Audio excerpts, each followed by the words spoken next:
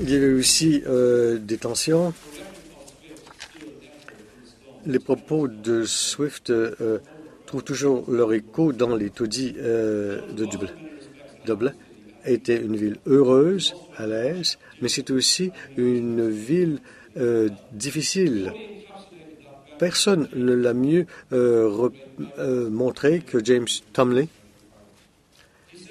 Il a dit l'Irlande est un pays doté d'un caractère magnifique, mais où il y a très peu de justice. Et il parlait en particulier les conditions pitoyables des pauvres. Qu'est-ce que nous dit le recensement de 1911? C'est ici que se trouve l'utilité du recensement. C'est une façon de reconstituer les vies. qui nous donne une idée des taux de mortalité et de la pauvreté. Une nouvelle, on demandait aux femmes combien d'enfants elles avaient eu et combien avaient survécu. C'est ici que l'on voit les situations les plus pénibles. Elles perdaient la moitié de leurs enfants.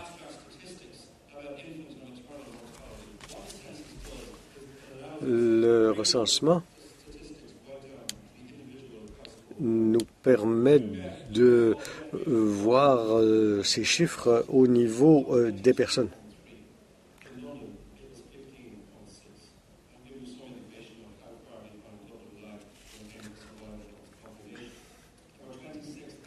Il y avait 26 000 familles qui habitaient dans ces taudis.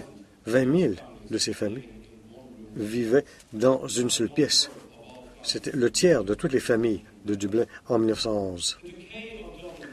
La décrépitude de ces immeubles, de cette ville, de ces symboles, a été illustrée par Henry Epistry, ce qui avait abrité toute une génération d'avocats, une zone très salubre de la ville, était 835 personnes vivaient dans 15 maisons. Ça vous donne une idée de la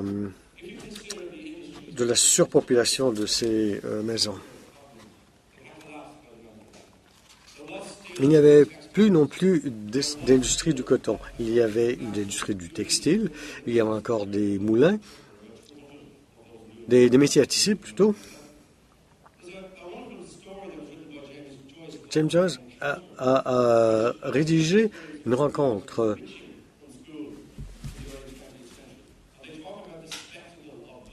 où il parlait du spectacle du commerce de Dublin. Il parlait des barges de Guinness, l'embarquement des tonneaux. Il parlait de la flottille de pêche. Il parlait de ce que l'on associe à cette région de Dublin qui était importante pour trouver de l'emploi. Mais on a aussi le sentiment que les choses commençaient à changer, que des troubles se dessinaient à l'horizon. Le chômage était généralisé. Il y avait des problèmes chez les employeurs comme Guinness ou d'autres, une entreprise qui avait 3000 employés. Et on a une idée de ce qui s'en vient. Si vous regardez les résultats du recensement de 2011, vous pouvez voir l'ampleur du chômage. Vous voyez que les travailleurs dépendent de travail saisonnier, de travail occasionnel. Beaucoup de jeunes hommes gagnaient 11 shillings par semaine. 24 000 Dublinois dépendaient de ce travail saisonnier en 1911. Cela a causé un grand désenchantement. Cela a donné naissance aux syndicats irlandais. Nous associons les syndicats à leur montée aux premières années de Dublin. Il y a eu de grandes greffes en 1911 par les boulangers, par les travailleurs des chemins de fer. Elles préfiguraient ce qui allait se passer dans les années 30. Le fameux lockout des années 30. Un litige associé à James Locken. Même si les travailleurs ont perdu, son héritage est resté. Il a changé la façon dont les gens considèrent le travail, les syndicats, le capitalisme. Un de nos grands poètes a dit que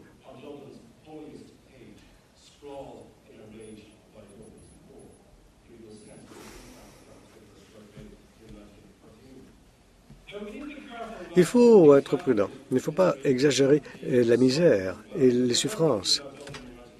Parce qu'en 1911, il y avait des choses quand même positives à Dublin. Il ne faut pas abuser du mot stagnation. Il y a eu des programmes en matière d'eau, de sanitation.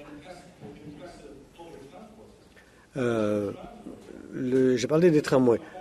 On a abandonné les tramways à cheval en faveur des tramways électriques. Il y avait 60 000 de réseaux. Au début du 20e siècle, on voyait les foules sortir des théâtres pour rentrer chez eux. C'est une ville très dynamique sur le plan de l'instruction, des jeunes filles en particulier. Un réseau très important de bibliothèques, au cœur desquelles se trouvait la National Library.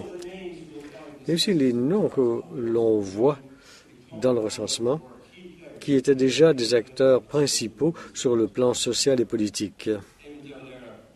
Eamon de Valera, Patrick Pearse, associé aux émeutes de 1916, Arthur Griffith, le créateur du mouvement Sinn Féin, Sean O'Casey, le grand dramaturge irlandais.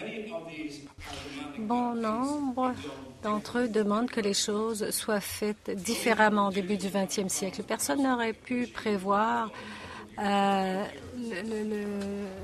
genre de popularité qu'ils obtiendraient. Il y avait aussi des choses qui ne changeaient pas.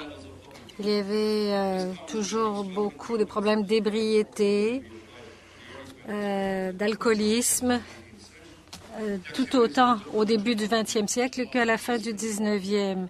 Il y avait aussi des problèmes avec la police. Il y avait 2000 arrestations en Irlande à cause de problèmes d'ébriété.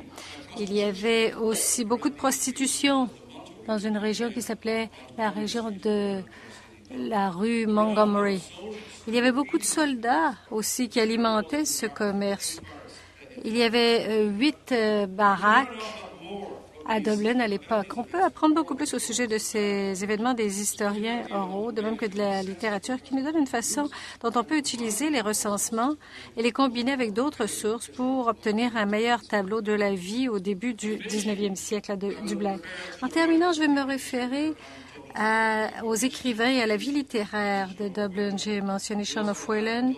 On avait également en 1911 Yeats, le fondateur du Théâtre national irlandais, le Théâtre Abbé, qui vivait dans un hôtel à Dublin le soir du recensement. James Joyce, malheureusement, avait quitté l'Irlande en 1911. Il vivait à Trieste à l'époque. Mais aucun écrivain n'a écrit de façon plus brillante au sujet d'une ville comme Joyce l'a fait au sujet de Dublin au début du 20e siècle. Il avait dit que lorsqu'il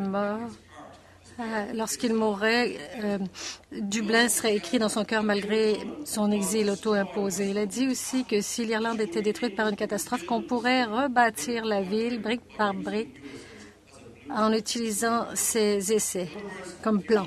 En d'autres termes, si on veut comprendre James Joyce, il faut essayer de comprendre Dublin. C'est une aussi bonne raison qu'une autre pour essayer de connaître l'histoire de la ville. Et cette tâche est grandement facilitée et rendue plus fascinante par ces recensements de 1911. Je vous remercie.